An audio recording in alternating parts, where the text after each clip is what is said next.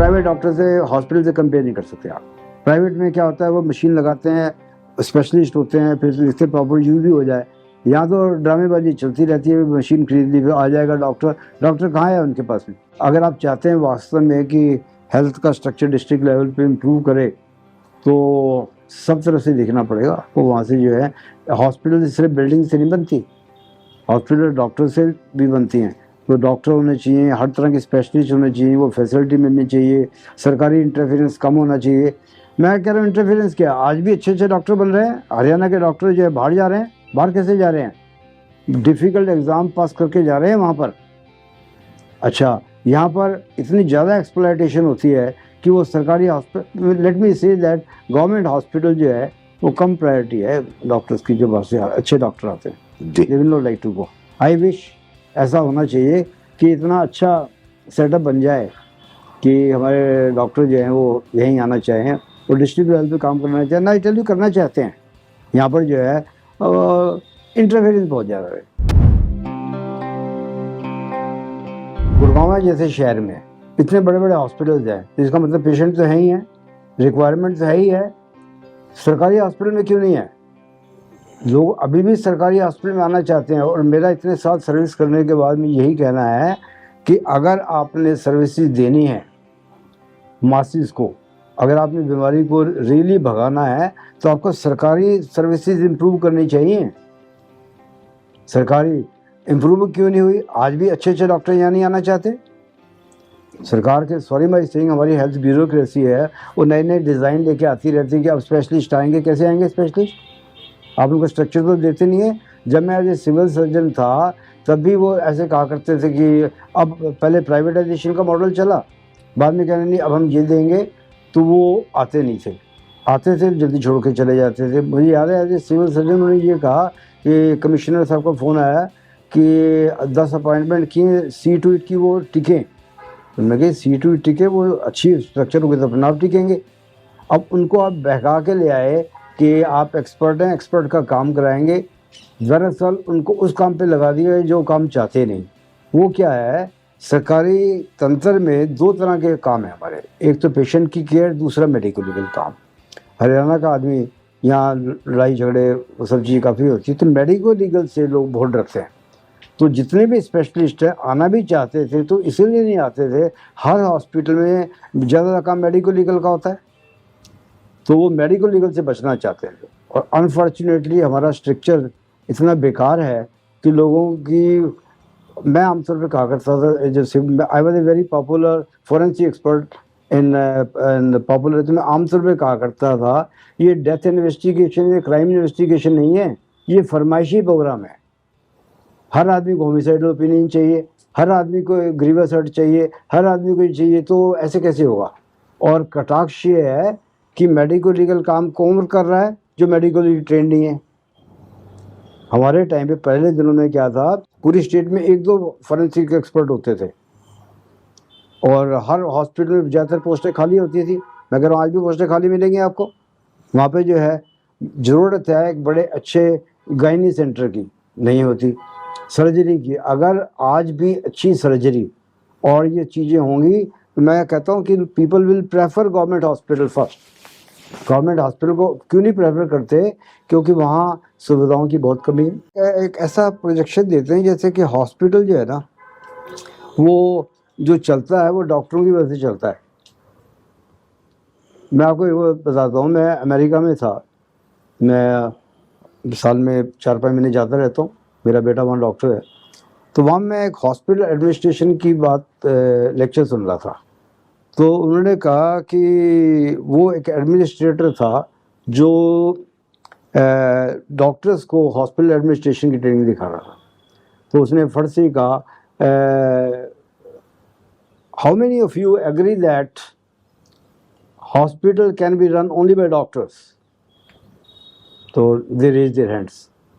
तो उन्होंने कहा, sir if I say it is wrong, because doctors can say, for example 85% work doctors ही करेंगे और डॉक्टर स्टाफ करेगा, but there are few thing which cannot be done by doctors, they can be done only by administrators. वो मुझे बड़ा touching लगा कि इसी की तो कमी महसूस करते रहे अपनी सर्विसेज में।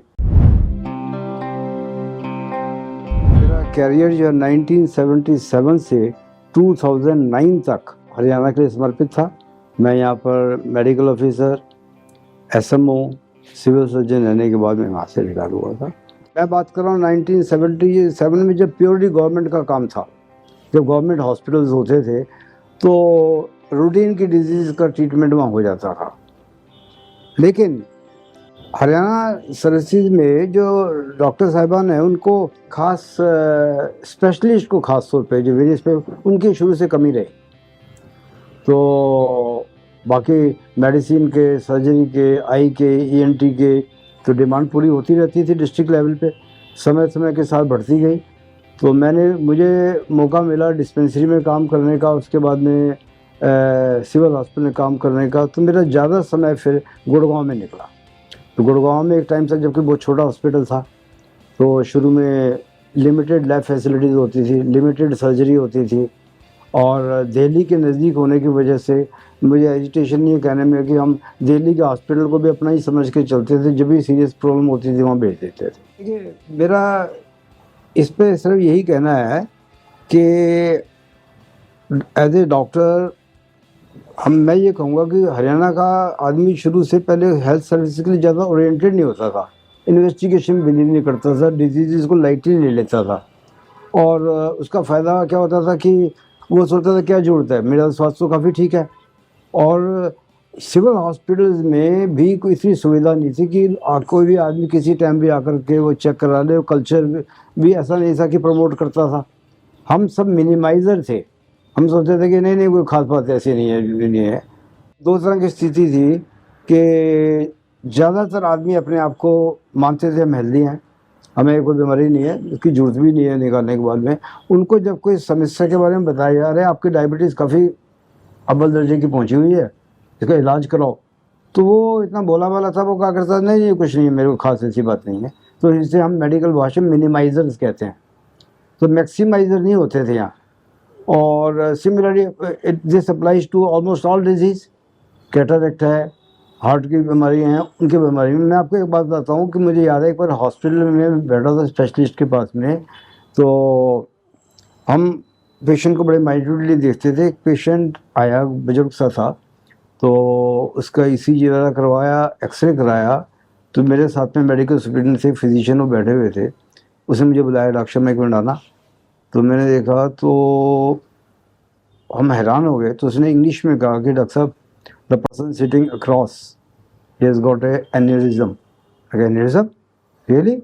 उसने कहा एन्यूरिज्म है इसके, और I am afraid he is not aware of this, so I am trying to convince him because now Sharma you know what is aneurysm। तो हम इतने घबरा गए कि वो एन्यूरिज्म इतना ज़्यादा फूला हुआ था कि वो उस पर जरा सा भी कोई ब्लो लग जाता तो he would have died suddenly, it would have been a case of sudden unexpected death। तो but we were to disclose a very serious condition to him। तो मैंने प्रेम से कहा उनको, मैंने कहा आपका कितनी उम्र है, आपके घर पे कितने लोग हैं? उसने कहा नहीं कोई ऐसी बात नहीं डॉक्टर साहब, मेरा कोई ख़ास प्रॉब्लम नहीं है। तो मैं उन दिनों की बात कर रहा हूँ, ये वो शायद 80s की। तो मैंने कहा कि आप कहाँ रहते हैं? मैंने कहा ये 5-10 किलोमीटर। मैं कैसे जाओगे? पैदल चला जाऊँगा। तो मैंने कहा पैदल मत जाना, आप कोशिश करो कि कोई फ़ोन में कर लेना जाए। डॉक्टर साहब ऐसी कोई बात नहीं, आप प्रेम से बात कर रहे थे इसलिए मैं आपके पास में बैठ गया, ऐसा कुछ नहीं है। मैंने कहा नहीं फिर भी चलो भाई चाय पिलाओ उनको। चाय वाय पिलाने लगे, बैठ के देखे तो बड़ा खुश हुआ कि सिविल हॉस्पिटल में ऐसे आमतौर पर होता नहीं है। हमारी एंग्जाइटी ये थी, इतनी ज़्यादा सीरियस कंडीशन है। तो उसको कहा आपके बच्चे कितने हैं? कहते 4 लड़कियां हैं, मैरिज कर दी है, 2 की कर दी, तो वो भी कर लो। डॉक्टर साहब ऐसी कोई बात नहीं है, बार बार वो कहता रहा। तो मैं आपको एक बात बता रहा हूँ कि एन्यूरिज्म है, और आदमी इतना स्ट्रांग था, वो इस हद तक चला भी गया। एंड वी वर वंडरिंग कि वो जिंदा कैसे है। कितना अच्छा होता वैसी सुविधाएं होती, पता चल जाता उसको कर रहा। तो this is a cross section. मैंने बताया कि उनको बेचारा इतना ब्रेव और अपने कामों में लगा रहता था, उसमें उसकी श्रद्धा ही नहीं थी। अब आने वाले टाइम में जब हम कह रहे हैं कि बहुत ज़्यादा केसेज हो गए, तो मेरा एक ही क्वेश्चन रहता है जो जैसे कहते हैं कि हम तो कहते कुछ हुआ ही नहीं, मैं तो ठीक ठाक थे। तो उनसे कहते पहले ब्लड शुगर चेक कराया, कभी कभी बीपी चेक कराया? वो चेक कराया नहीं था। तो अगर डायबिटिक या हाइपरटेंशन वाले से भी पूछें कि तुम नॉर्मल कब थे, तो उसके लिए तो हमेशा ही नॉर्मल था वो। तो वैसा कल्चर एक्चुअली नहीं था। तो वो उसके लिए हम भी कुछ जिम्मेदार मानते हैं। हेल्थ सर्विसेज में अगर खूब भीड़ कम होती, फैसिलिटीज़ होती, वो कंडीशन ज़्यादा अच्छी नहीं है। There are few things which cannot be done by doctors, by administrators. They can done only by politicians. तो सर मैं ये कहना चाहता हूँ, अगर हॉस्पिटल को चलना है तो पॉलिटिकल विल भी होनी चाहिए, ब्यूरोक्रेटिक एक्सप्लॉयटेशन नहीं होनी चाहिए, और तब जाके अस्पताल बनेंगे। अब अस्पताल में अगर के अस्पताल वार्ड नहीं बन रहे हैं, वो ये नहीं हो रहा, तो डॉक्टर की कमी थोड़ी है। डॉक्टर ने तो जो है उसमें से ट्रीटमेंट दे देना है। आजकल लैब की फैसिलिटीज़ का दायरा बहुत बढ़ चुका है। ब्लड बायोकेमिस्ट्री, हिस्टोपैथोलॉजी, तरह तरह के टेस्ट शुरू हो गए। वो टेस्ट है ही नहीं। कुछ टेस्ट तो ऐसे हैं जो दिल्ली में भी नहीं है। फॉर एग्जांपल मान लीजिए, जैसे मैं कहता हूँ आपसे कि आजकल नशेबंदी का टाइम है जो करते हैं, ये बड़ी इंपॉर्टेंट बात है जो मैं बताने जा रहा हूँ आपको। 4-5 दिन पहले मेरे को एक जॉइंट कमिश्नर पुलिस का फ़ोन आया कि सर हमने एक छापा मारा है, लोगों ने वहाँ में अबाउट काफ़ी ज़्यादा ब्लड सैंपल्स हैं, तो उसके टेस्ट कराने हैं। मैं समझ गया कैनाबिस, कोकेन, ये कराने। यस, शराब, इसके ड्रग अब्यूज़ के सब्सटेंसेस जो हैं, कहाँ कराएं? मगर यही तो दुर्भाग्य है। ये पेशेंट जिंदा ही तो हैं, मरे थोड़ी हैं। ये हॉस्पिटल में आएंगे तो इनका ट्रीटमेंट करने के लिए टेस्टिंग की जरूरत नहीं होगी। आज भी किसी भी हॉस्पिटल में ये फैसिलिटी नहीं है कि बेड साइड भी देख लीजिए ये सेवन कर रखा है कि नहीं कर रखा, तभी तो ट्रीटमेंट प्लान करेंगे। हमारा तो ये लगता है भाई चलो कुछ गड़बड़ हो जाएगी तो तब उसका बाद में FSL से कराते रहेंगे। तो मतलब वो उसके भी फैसिलिटी वो तो छोड़िए, और बाकी फैसिलिटीज़ भी जो है आम आदमी की अप्रोच में नहीं है। अदरवाइज देखिए पिछले 10 सालों में या 15 सालों में जो प्राइवेट सेक्टर की एक्सपेंशन हुई है, तो क्यों हुई है? वो सेवा भाव के लिए थोड़े, या खूब पेशेंट आ रहे हैं। इसमें ज़्यादा कैंसर के पेशेंट्स हैं और क्रोनिक डिसऑर्डर के पेशेंट हैं, डायलिसिस के सब वहाँ होते हैं, और यहाँ पर क्यों नहीं होते? यहाँ पे से डॉक्टर ने थोड़ी शुरू करने थे। जो हॉस्पिटल कौन बनाता है, हॉस्पिटल की फंडिंग कौन करता है, उनकी रिक्वायरमेंट कौन देखता है? तो मुझे ये लगता है कि सरकार की ये प्रायोरिटी नहीं। अगर प्रायोरिटी होती तो अस्पताल, इतनी पॉपुलेशन में कम से कम 3-4 सिविल हॉस्पिटल होने चाहिए थे, और बढ़िया होने चाहिए थे। डॉक्टर्स के इससे कहने से कुछ नहीं होगा, ये आम जनता को समझना पड़ेगा। वो तो सामने फेस है, इनको आप कह देते भाई इनकी वजह से अस्पताल नहीं चल रहा। दरअसल उस टाइम के डिप्टी कमिश्नर से क्यों नहीं पूछते, उस टाइम के MLA से क्यों नहीं पूछते, उस टाइम के हेल्थ मिनिस्टर से क्यों नहीं पूछते? असली तो उन्होंने चलाना होता है, आम जनता को समझ ही नहीं आता। डॉक्टर चिल्ला चिल्ला के थक जाते हैं, वो ऐसा नहीं होता। अगर अस्पताल की बिल्डिंग बनेगी, अगर वहाँ फैसिलिटी आएंगी, तो वो सिर्फ ब्यूरोक्रेटिक और पॉलिटिकल विल की वजह से आएगी, वैसे नहीं आएगी। तो इतनी चीज़ों का ना होना केवल यही बताता है कि गवर्नमेंट की प्रायोरिटी नहीं रही। अब अदरवाइज सिविल हॉस्पिटल को यहाँ से शिफ्ट कर दिया, मेरा ख्याल 1-1.5 साल हो गया, मुझे जहाँ तक पता चला है कुछ भी नहीं है वहाँ। एक बार मैं गया था तो मुझे ही बड़ी मुश्किल से मिला वहाँ, जबकि यहाँ पर ये प्राइम लोकेशन थी यहाँ पे। लेकिन मैं आपको बता रहा हूँ कि अस्पताल बहुत बड़ी प्रायोरिटी है, और कोई पेशेंट दिल्ली जाना पसंद नहीं करता जल्दी जल्दी में, आम जनता के तो छोड़िए आप। और मैं नहीं समझता कि सिविल हॉस्पिटल में कोई जो डेवलप्ड गुड़गांव के आदमी भी आते होंगे, वो तो नहीं आते वहाँ। तो वहाँ अब जाके भीड़ में देख लीजिए, वहाँ जाके आपको कौन मिलेगा? डॉक्टरों के कमरे इतने ओवरलोडेड होते हैं, वेल प्लान्ड नहीं है। तो there is still a need of a very neat and clean planned hospital, जहाँ मल्टी स्टोरी हो, सब अलग अलग फ्लोर बने हो, पेशेंट की सुविधा हो। काफ़ी लॉन्ग ओवरड्यू। कभी दवाइयों की कमी, कभी डॉक्टरों की कमी तो इनके काबू आई नहीं। मैं कहता हूँ why can't you make our services so attractive the doctors they come. आना क्यों नहीं चाहते हैं आपके पास में? इसलिए नहीं आना चाहते कि वो आकर पछताते हैं, ये है कि ना कोई इंफ्रास्ट्रक्चर है काम करने के लिए। आप देखिए अलग तरीके से है। मैं आपको ये कहता हूँ कि क्या ऐसा हॉस्पिटल हरियाणा में है जहाँ हम शेखी मार सकें कि यहाँ की नी सर्जरी बेस्ट होती है, यहाँ पे कार्डिक सर्जरी बेस्ट होती है? हॉस्पिटल तो इन्हीं चीज़ों से जाना जाता है कि भाई यहाँ पे ये काम बेस्ट होता है। वो कहाँ हो रहा है बेस्ट काम? तो यहाँ पे काम चलाओ, काम चल रहा है। ऐसा मुझे किसी ने दिल्ली में कहा था, मैंने कहा हमारा एक मेडिकल कॉलेज है। कहते क्या मेडिकल कॉलेज है? मेडिकल कॉलेज में आप शेखी मार सकते हो? मैं कहा हाँ। हमारा एक टाइम था, आज से 25 साल पहले, डॉक्टर मैनी थे, वो ही was the best orthopedician surgeon. Private sector में खींच लिया, वो दिल्ली गंगाराम में आ गए, खूब बढ़िया काम किया। डॉक्टर गुप्ता थे, एसपी गुप्ता थे, किताब लिखते थे। तो ऐसा नहीं हो पाया। और ऐसा मैं एक बार बताऊँ आपको, मैंने 1970 में 7 में ही एक आर्टिकल पढ़ा था पीजीआई के बारे में, तो मेरी भी आंखें खुल गई। वो कह रहे थे कि सीएम प्रताप सिंह कैरो होते थे। मतलब मैं आपको ये एकदम बड़ी इंपॉर्टेंट बात बताने जा रहा हूँ। उन्होंने कहा मुझे नहीं पता, ये पीजीआई के लोग बड़े अगेंस्ट थे। वो कहने लगे कि पीजीआई चलना चाहिए, it should be the best hospital in Asia. कहीं से भी लेके आइए फैकल्टी, मुझे नहीं पता। तो उस time professor आइकत, Santosh Singh, doctor चोटानी, कहाँ का गया, उन्होंने क्या एग्जाम्पलरी डिपार्टमेंट बनाए, विलरी डिपार्टमेंट और आई का department, first class department, neuro surgery का डिपार्टमेंट थे। ये होती है विजन चलाने की। अगर सरकार भी ऐसा सोचे कि हमने हॉस्पिटल ऐसे आइडियल बनाने, तब तक क्यों नहीं सोचते? हम तो सोचते हैं, सोचना चाहिए था उनको कि बेस्ट सेंटर बनाया जाए। अभी जो भी कहीं काम हो रहा है वो डॉक्टर के इंडिविजुअल लेवल से काम हो रहा है। कोई मान लो शौक है डॉक्टर को, आगे काम करे, जब ज़्यादा चल गया, डिफिकल्टी होती है, वो बेचारे छोड़ के चला जाता है।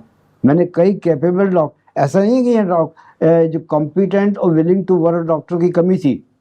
There are many doctor but they left in between. किसी ने बिना बात की हिपोक्रेसी, कोई पॉलिटिकल विक्टिमाइजेशन, कोई ब्यूरोक्रेटिक विक्टिमाइजेशन, अननेसेसरी चार्जशीट। तो मतलब उनका भी बड़ा योगदान। तो मैं तो ये कहूँगा कि हेल्थ स्ट्रक्चर को इम्प्रूव करना है, सिर्फ बिल्डिंगें नहीं बनानी, इनका ओरिएंटेशन भी चेंज होना चाहिए ब्यूरोक्रेट्स का, पॉलिटिशियन का। ये नहीं है जब मर्जी उठा करके ट्रांसफ़र कर दे वहाँ से वहाँ। तो ये ट्रांसफ़रों की बड़ी ज़बरदस्त प्रॉब्लम रही, ट्रांसफ़र्स की। They could not attract good doctors. Why? अच्छे डॉक्टर के होते नहीं हैं। हरियाणा के डॉक्टर बाहर जा रहे हैं। बाहर क्यों जाते हैं? हम कह देते हैं ब्रेन ड्रेन है, ब्रेन ड्रेन नहीं है, वो अपनी जान बचाने के लिए भागते हैं। कोई कंप्लीट डॉक्टर जो है वो इन ब्यूरोक्रेट्स के आगे पीछे नहीं घूमना चाहता। वो कहता है just give us a chance to work, हमें एक अच्छा एटमॉस्फेयर दो।